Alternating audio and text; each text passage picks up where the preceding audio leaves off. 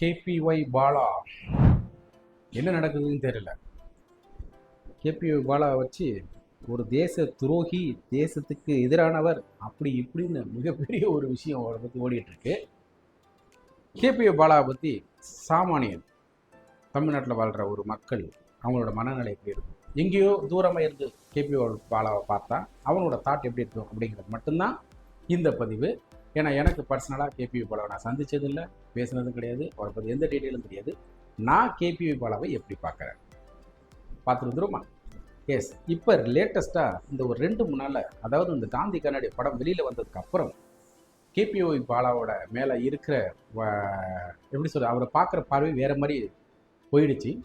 மக்களே எல்லாரும் யோசிக்கிற அளவுக்கு ஒரு பிம்பத்தை கிரியேட் பண்ணிட்டு இருக்கிறாங்க மற்றவர்கள்.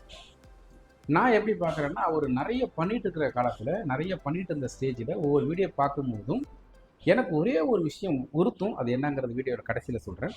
பட் ஆனால் பார்க்கும்போது எனக்கு உண்மையிலே ரொம்ப சந்தோஷமாக இருக்கும், ரொம்ப பெருமையாக இருக்கும். ரொம்ப ஒரு எப்படா இவரால் இருக்க முடியுது, நம்மளால் இருக்கவே முடியலையே. நமக்கு குடும்பம் குட்டி இதுங்களுக்கு நல்லது கெட்டது பண்ணுறதுக்குவே நம்ம சம்பாதிப்பு போதும். ஒருவேளை இன்னும் அதிகமாக சம்பாரிச்சா அதுங்களுக்கு நல்லபடியாக நல்ல எஜுகேஷன் கொடுக்கணும், நல்லபடியாக வீடை வாங்கி கொடுக்கணும், நல்லபடியாக காரை வாங்கி கொடுக்கணும், இப்படி தான் நம்ம யோசிக்கிறோம். ஆனால் அந்த பாலாங்கிற ஒரு பையனுக்கு மட்டும் ஏன் இப்படி தோணுச்சு?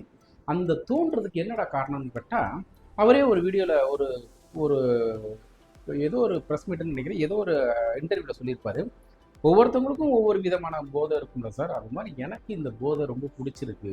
இது போதை அப்படிங்கிறத தாண்டி எனக்கு அதில் ஒரு சந்தோஷம் கிடைக்குது. நான் ஒருத்தவங்களுக்கு உதவி பண்ணும்போது, இல்லாத ஒருத்தவங்களுக்கு உதவி பண்ணும்போது, அந்த உதவி அவங்க அந்த பொருளை வேணுங்கிற பொருளை எதிர்பார்த்துட்டு இருந்த பொருளை, ஆசைப்பட்ட பொருளை அவங்களுக்கு கிடைக்கும் போது, அதை பார்க்கும்போது அவங்களுக்கு கிடைக்கிற சந்தோஷம் எனக்கு அது பெரிய சந்தோஷமா இருக்குது. அவ்வளோதான் சார், அதுதான் சார் எனக்கு போதை. அந்த போதையை நான் கடைசியோடு செய்வேன் சார். என்னால் முடிஞ்சதை நான் செஞ்சுட்டே இருப்பேன். முழுக்க இது என்னோட படம், நான் சம்பாதிக்கிற காசு, நான் ஈவெண்ட்டு போகிறேன், நான் அதை பண்ணுறேன், இதை பண்ணுறேன், அதனால் வர காசை வச்சு என்னால் முடிஞ்சதை நான் பண்ணிகிட்ருக்கேன் அப்படின்னு சொல்லியிருக்காரு. ஸோ இது வந்து உண்மையிலே ஒரு பெருமைப்பட வேண்டிய ஒரு விஷயந்தான். இன்ஃபேக்ட் நமக்கெல்லாம் சத்தியமாக அந்த ஒரு பெருசாக வராது. செய்யணும்னு நினச்சாலும் சின்ன சின்ன விஷயங்கள் பண்ணிடுவோம், பெரிய விஷயங்கள்லாம் பண்ண சத்தியமாக முடியாது, ஓப்பனாக சொல்லிக்கிறேன். ஆனால் அவர் செய்கிறாரே, அது ஒரு கடவுள் வந்து டைரெக்டாக சில பேருக்கு சில விஷயங்கள் கொடுப்பாருங்கிற மாதிரி பாலாவோட ஒரு எண்ணத்தில் கடவுள் கொடுத்த ஒரு வரம் அப்படிங்கிற மாதிரி நம்ம நினச்சிட்டு இருந்தோம். இந்த காந்தி கண்ணாடி படம் வெளியில் வரும்போது கூட ஒன்றும் தெரியல. பாலா ஹீரோ பண்ணுறாரு, மகள் உண்மையிலே ஒரு நல்ல ஒரு இமேஜ் இருக்குது பாலாவுக்காக வேண்டியது படத்தை பார்க்கலாம். நாங்களும் ஒரு வீடியோவில் சொல்லியிருப்பேன், என் வீடியோ ஃபாலோ பண்ணுறவங்களும் தெரிஞ்சிருக்கும். ஸோ ஆனால் அந்த சத்தியம் நான் படத்தை பார்க்கல, அது வேறு விஷயம். அதுக்கு காரணம் சில பிரச்சனை வச்சுக்கலாம். பட் ஆனால் அப்படி யோசிக்கிற வேண்டிய மனநிலைக்கு பாலா கொண்டு வந்துட்டார் தமிழ்நாடு மக்கள். இது வந்து ஒரு பக்கம் இருக்க, படத்துக்கு அப்புறம் அப்படியே அவரை ட்ரிகர் பண்ணி வேறு மாதிரி கொண்டு போயிட்டுருக்காங்க. படத்துக்கு வந்து ஃபேக்காக ப்ரொமோஷன் கொடுக்குறாரு. வாரத்துக்கு 4-5 படம் தான் வெளில வந்துட்டு, எந்த ஹீரோ வந்து என் படத்தை நசுக்கிறாங்க, என் படத்தை கொடுக்குறாங்க அப்படிலாம் சொல்லலை. நான் பாலாவை மட்டும் பண்ணுறத மாதிரி டார்கெட் பண்ணி மக்கள்கிட்ட கொண்டு போய் ஒரு சிம்பத்தி கிரியேட் பண்ணி தன்னோட படத்தை பார்க்க வைக்கணும் அப்படிங்கிற மாதிரி நினைக்கிறாரு. அப்படி ஒரு ப்ரொமோஷன் கொடுத்துட்ருக்கிறாருன்னு ஒரு பக்கம் அவர் மேலே குற்றச்சாட்டு. இப்போ இன்னொரு முக்கியமான குற்றச்சாட்டு என்னன்னு எல்லாருக்கும் தெரியும். ஆல்மோஸ்ட் எனக்கு என்ன தெரியுதுன்னா, அந்த ஆம்புலன்ஸ் கொடுத்தது, அது கொடுத்தது, இது கொடுத்தது, வண்டி நம்பரை வந்து மறைச்சிக்கிறாரு, வண்டி மேலே மலையை போட்டுக்கிறாரு, வண்டி நம்பருக்கு கிராக் பண்ணிக்கிறாரு. இருக்கிற நம்பர் பார்த்தீங்கன்னா வேற ஒரு ஃபாரினோட நம்பராக வந்து வேற ஃபாரின் காரோட நம்பர் ரெஜிஸ்டர் ஆகிருக்கு. அப்படி இப்படின்னு போட்டுட்டு இது வந்து வேற ஒரு சக்தி வந்து அவர் இயக்கிக்கிட்டு இருக்கிறாங்க. அவரை வந்து ஒரு நல்வழிப்படுத்தி இந்த மாதிரி ஒரு பிம்பத்தை கிரியேட் பண்ணி இவர் பின்னாடி ஒரு அரசியலுக்காக பயன்படுத்தலாம், இல்லை வேற ஏதாவது ஒரு தீய செயலுக்கு பயன்படுத்தலாம். ஒரு சர்வாதிகாரி கூட்டம் வந்து இவரை வந்து பயன்படுத்திட்டு இருக்கிறாங்க. அப்படி மக்களை ஏமாத்திட்டு இருக்கிறாங்க. மக்களை ஒரு நல்லவங்க போர்வை வச்சு வேற மாதிரி சதித்திட்டு என்னென்னமோ பேசிட்டு இருக்கிறாங்க. யோசிச்சு பார்த்தா இப்படிலாம் இருக்குமோன்னு நமக்கே தோணிடுச்சு ஒரு செகண்டு.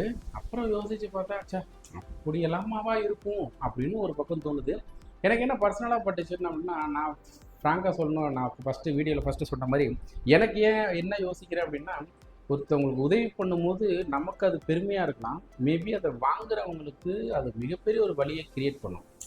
அந்த வழி எனக்கு நான் உணர்வேன். ஏன்னா நான் கேட்டிருக்கேன், என்னோட சின்ன வயசில் வந்து என் தம்பி பெரியம்மா பசங்க சின்னம்மா பசங்கள்கிட்ட போயிட்டு, நீ போட்டிருந்த பேண்ட்டு சட்டை ஏதாவது போடாவது இருக்கா, எனக்கு விட்றா, எனக்கு ஸ்கூலுக்கு போகிறது என்ற உண்மையில் நான் கேட்டிருக்கேன். அப்போ அது என்னோட வலி எவ்வளோ வலிங்கிறது எனக்கு நல்லா தெரியும். அவன் கொடுக்கும்போது வேணால் சந்தோஷமாக இருக்கலாம், பட் வாங்கின எனக்கு அது பெரிய வலி. அது மாதிரி நிறைய விஷயங்கள் எல்லாரோட லைஃப்பில் நடக்கும். பர்சனலாக என் லைஃப்பில் நான் நிறையா அனுபவிச்சிருக்கேன். ஸோ அது மாதிரி பாலா கொடுக்கும்போது வீடியோ எடுத்து மேக் பண்ணி போடும்போது அவங்களுடைய ஃபேஸையாவது அட்லீஸ்ட் பிளர் பண்ணிக்கலாமே, அது யாரும் தெரியாத அளவுக்கு பண்ணிடலாமே அப்படிங்கிறது மாதிரி எனக்கு தோணுச்சு. மற்றபடி வேற ஒன்றும் இல்லை. சரி ஓகே, அவர் என்ன சொல்கிறார், என்னை பார்த்து இன்னொரு 10 பேர் கொடுப்பாங்க சார் அப்படின்னு. நான் உங்களை பார்த்து ஒருத்தவங்க கொடுக்கணும்னு நினைக்கிறதெல்லாம் ஒரு பக்கம், எனக்கு இன்னொரு பக்கம்.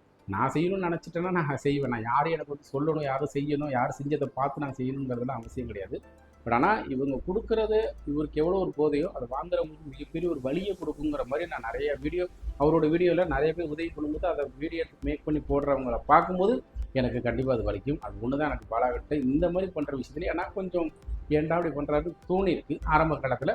அப்புறம் அதே பழகிடுச்சு. சரி போ, அவரோட பிடிச்சிருக்கு செய்கிறாரு, வாங்குறவங்களுக்கே தோணலை, நமக்கு என்ன அப்படிங்கிற மாதிரி நான் மனசு தேர்த்திக்கிட்டேன். ஓகே, எப்படி போயிட்டு இருக்கும்போது இந்த ஆம்புலன்ஸ் அப்படிங்கும்போது இப்போ எனக்கு ஒரு விஷயம் தோணுது.